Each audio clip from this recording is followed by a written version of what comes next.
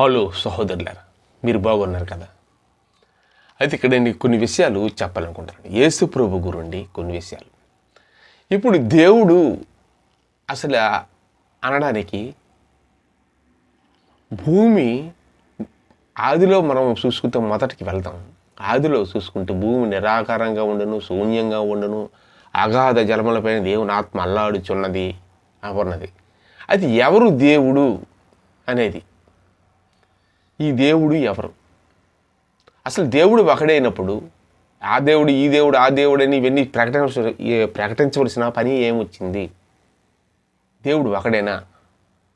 అసలు విషయానికి ఏంటి అంటే, ఇక్కడ చెప్పాలంటే ఆదిలో అబ్రహాం గారుకి 2 భార్యలు, ఒక భార్య పిల్లలు ఇసాకు, వీళ్ళు క్రైస్తవులు, ఒక భార్య పిల్లలు ముస్లిమ్స్. అయితే హాగరు అబ్రహం 2వ భార్య. హాగరు ఒక అడవి ప్రాంతానికి వెళ్ళిపోయి, ఎందుకంటే సారాకి పిల్లలు లేరు కాబట్టి హాగర్ని ఇంట్లో పనిచేస్తే ఆమెను మ్యారేజ్ చేసేసారు. అయితే సారాకి 90 సంవత్సరాలు వచ్చినప్పుడు పిల్లలు పుట్టారు, కానీ ముందే పుట్టాడు హాగర్కి, ఫస్ట్ పుట్టినవాడే. ఫస్టే అయితే అడవి ప్రాంతానికి వాళ్ళు వెళ్ళిపోయారు, అరణ్య ప్రదేశానికి. ఎందుకంటే వీళ్ళు గొడవలు, ఈ భార్య కాదు నేనే భార్య అని అన్నట్టు సారాయి. అయితే ఇక్కడ అడవి ప్రాంతానికి ఆమె ఈ బాధ ఇవన్నిట్లు కాక హాగర్ గారు వెళ్ళిపోయారు. ఆ ప్రాంతంలో ఎక్కడ ఏంటి నీళ్ళు కానీ ఏవీ లేవు. అక్కడ ఆ చుట్టూ చూసి ఒక కుమారుడు ఒక బిడ్డ తప్పితే ఎతకడానికి కూడా వెళ్తారు, ఎక్కడ దొరకపోవడం లేదనమాట. సరే అక్కడ ఎతికినా మరి ఇంకా లేదు. అక్కడ ఒక వాటరు జంజం బావి అనే ఒక వాటరు, అక్కడ నీరు వస్తుంది ఆవిడ తాగడానికి ఉండడానికి అన్ని అనుకూలంగాను. అక్కడ వాళ్ళు ముస్లిమ్స్ అంతా అభివృద్ధి అయ్యారు. అయితే అల్లా అని పేరు అక్కడ స్థాపింపబడింది. అల్లా అంటే గాడ్, అంటే దేవుడు అని అర్థం. అంతే. దేవుడికి యెహోవా అవి ఇవి ఏవి పేర్లు లేవు, గాడ్. అయితే మోసే ఇక్కడికి వెనక్కి వచ్చేద్దాం. ఐగుప్తుల దేశంలోన ఫరో దగ్గర ఫరో అందరిని ఇబ్బంది పెట్టేసేవాడు. అక్కడ యాకోబు, యోసేపు వాళ్ళందరూ, యోసేపు అక్కడ రాజ్యాన్ని కూడా పరిపాలించాడు ఐగుప్తుల దేశంలో. యోసేపు పరిపాలనలోన అక్కడ ఏం జరిగింది? ఆ పరిపాలనలో ఆయన కళ్ళకు అర్థం చెప్పేవాళ్ళు. యోసేపు కళ్ళకు అర్థాలు చెప్పడం అన్నీ యోసేపు చెప్పేవాడు. అయితే లాస్ట్కి ఆయన్ను ఆ రాజుగా తీసిన తర్వాత వేరే రాజు వచ్చాడని అయిపోయిన తర్వాత మోసే గారు దేవుడు గురించి, దేవుడు ఎవరో తెలియలేదు. మోసే గారిని దేవుడు నిర్మించాడు. దేవుడు ఏర్పాటు ఉంటుంది, ప్రవక్తలు వస్తారు, దేవుడు ఏర్పాటు ఉంటేనే. దేవుడిని వాళ్ళు మరిచిపోయారు. యోసేపు లేడు. యోసేపు గారు ఆ రాజుగా ఉండి అంతా అయిపోయాడు. తర్వాత ఈయన ఆ 3వ తరం వచ్చేటసి అక్కడ వేరే రాజు ఉండడం వల్ల ఇశ్రాయేల్ని ఇబ్బంది పెట్టేసేవాళ్ళు. ఆ ఇశ్రాయేల్ని విడిపించాలి. ఆ ఎబ్రీల్ తాలూకాలు అంతా ఎబ్రీ భాష కూడా వాళ్ళు మాట్లాడేవాళ్ళు. ఆ ఇశ్రాయేలైనా ఎబ్రీలైనా ఒకలే. అయితే వాళ్ళు ఇశ్రాయేల్ జనాంగాన్ని వాళ్ళు విడిపించుకు రావాలి. ఇశ్రాయేలీలని యాకోబుకి దేవుడు పెట్టిన పేరు, వాళ్ళ వంశమే ఇశ్రాయేలీలు. అయితే ఈ ఇశ్రాయేలీలు యాకోబు తాలూకా 12 మంది పిల్లలు అయితే 12 గోత్రములు అందులోనే తయారవుతాయి. సరే, ఈ మోషే గారు కూడాను అక్కడ చిన్న బిడ్డ అయినప్పుడు పెద్దవాడు అయిన తర్వాత ఈయన హెబ్రీల్ తాలూకా ఈయన అక్కడ వాళ్ళ జనాలు ఇడిపించడానికి ఉండేటప్పుడు ఆయన చంపడానికి కూడా చూస్తారు ఐగుప్తుల రాజులు కూడా. అప్పుడు ఇంకో దగ్గర సరే ఒక ప్రాంతానికి వెళ్ళేటప్పుడు వాళ్ళ దగ్గర గొర్రెలకి నీళ్ళు పెడతారు. వాళ్ళు దెబ్బలాడుకుంటారు, గొడవలు అవుతూనే ఉంటాయి. ఆ గొర్రెలకి నీళ్ళు పెట్టకూడదని అప్పుడు మోసే గారు, నేను ఎవరినో తెలిసి ఐగుప్తుల తాలూకా వాడును, రాజు తాలూకా కాదు వ్యక్తిని నేను, మీరెందుకు దెబ్బలాడుకుంటారో ఆ పాపం ఆ అమ్మాయిలు ఏవో గొర్రెలకి నీళ్ళు పెడతానని అడుగుతాడు. అప్పుడు వాళ్ళకి మీకు తెలుసా అంటే రాజు ఫలానా కొడుకు తాలూకా నేనంటే అంటే వాళ్ళు వెళ్ళిపోతారు, భయపడి వెళ్ళిపోతారు. వెళ్ళిపోయిన తర్వాత ఇక్కడ ఈ మోసే గారు వెంటనే ఆ పిల్లలందరూ వచ్చారు, ఈయన నాకు గొడవ తీర్చాడు మా నాన్న అని చెప్తారు.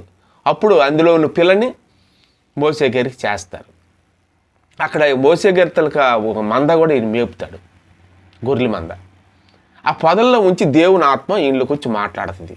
మోసే ఇది పరిశుద్ధ స్థలం అని ఏది ఆశ్చర్యపడతాడు. ఈయన ఏంటి ఎగ్ ఉంది ఇందులో పొదలు కాలేదు అని ఆశ్చర్యపడతాడు. అప్పుడు దేవుడు మాట్లాడతాడు, మోసే నేను నిన్ను ఏర్పాటు చేసుకుని నువ్వు అని మాట్లాడుతుంటే ఈ మోసే గారు వెళ్ళి అగ్ని పొదల నుంచి చూస్తాడు, నేను నీ దేవుడు అని చెప్తాడు. అది ఏం పేరు చెప్పాడు దేవుడి పేరు? యెహోవా అనలేదు, అల్లా అన్నాడు, అల్లా కూడా అనలేదు. అక్కడే విషయం ఏమన్నాడంటే పక్కన పెడతాం అల్లా వరకే అంటే అది సేమ్ స్టోరీయే ఖురాన్లో ఉంటుంది. అల్లా అంటే ఉన్నవాడు అని అర్థం, దేవుడు అని అర్థం. మరి ఇక్కడ దేవుడు నా పేరు ఏం పేరు తెలుసా అని చెప్పాడు మోసే గారికి. ఉన్నవాడు అనువాడు అన్నాడు. ఉన్నవాడు అనువాడు అంటే ఎవరైనా దేవుడి గురించి మాట్లాడుకున్నప్పుడు ఉన్నవాడు ఎప్పుడు ఉన్నవాడు ఎవరు? దేవుడే కదా. ఎప్పుడు ఉన్నవాడు దేవుడే. మానవుడైతే ఉంటే మధ్యలో కొంతకాలం బ్రతికి చేస్తాడు. ఎప్పుడు ఉన్నవాడు దేవుడే కాబట్టి ఉన్నవాడు అనువాడు అంటే ఎక్కడికైనా చెప్పుకుంటారు, దేవుడు పలానా దేవుడే, దేవుడు సృష్టించాడు ఈ భూమి ఈ ఆకాశం అని చెప్పుకుంటారు ఎక్కడికక్కడే దేవుడి గురించి. దేవుని తెలియపోయినా ఆ దేవుడే ఇచ్చాడు అంత రాయిదని అయ్యా దేవుడా అంటాడు, ఒక అప్పులు అయిపోయినా అయ్యా దేవుడు అంటాడు. అది అనువాడు. ఉన్నవాడు అంటే ఎప్పుడు ఉన్నవాడు. అల్లా అయినా గాడ్ అసలు మెయిన్ అల్లా అనేది మారలేదు. ఒరిజినాలిటీగా హాగర్ గారు తీసుకెళ్ళారు, ఉంచారు అలాగా. అది సరే ఇశ్రాయేల్ ఏం చేశారు? ఇక్కడ ఉన్నవాడు అనువాడు అని చెప్పారు. ఇశ్రాయేల్ జనాన్ని ఇడిపించుకొచ్చినప్పుడు సముద్రం దాటిపోయినప్పుడు మీరు అలా వినండి. ఇర్మియా కూడా ఒక మాట చెప్పాడు. ఇర్మియా టైం అప్పుడు కూడా ఇశ్రాయేల్లో తన పిల్లలు బలి ఇవ్వడం, ఆ విగ్రహాలు తయారు చేయడము చేస్తే ఆ ఇర్మియా గారు అడిగేవారు, ఇది తప్పు ఇది వద్దు అని ఖండిస్తే ఆయన చంపడానికి కూడా ప్రయత్నం చేశారు ఇశ్రాయేల్లే. సరే అక్కడ పెట్టింది. ఎర్ర సముద్రం దాటిన తర్వాత ఇశ్రాయేల్ వచ్చిన తర్వాత అక్కడ పదాజ్ఞలు తేడానికి మోసే గారు అక్కడికి కొండల మీదకి వెళ్ళేటప్పుడు సినాయి పర్వతం మీదకి వీళ్ళు బొమ్మలు అక్కడి నుంచి తెచ్చినవన్నీ బొమ్మలు తీసి ఒక దూడ బొమ్మ చేసి విగ్రహం తయారు చేస్తారు ఇశ్రాయేల్లే. మా ఇశ్రాయేల్ దగ్గర మా యెహోవా అని పేరు కూడా పెట్టారు. వాళ్ళు పెట్టుకున్న పేరు యెహోవా అనేది. యెహోవా వీరని చాలామంది సంస్థలు ఉన్నాయి, కానీ యెహోవా నాకు ఆపరి ఇవన్నీ.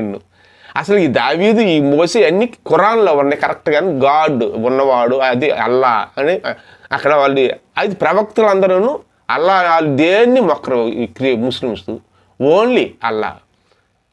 అంతేగాని ఏ రూపం మొక్కడం నీళ్ళ కిందకైనా దేని రూపం మొక్కకూడదు పదాజ్ఞలు ఉంటాయి కదా, సేమ్ పాటిస్తారు వాళ్ళు. యేసు దేవుడైనా నమ్మరు వాళ్ళు.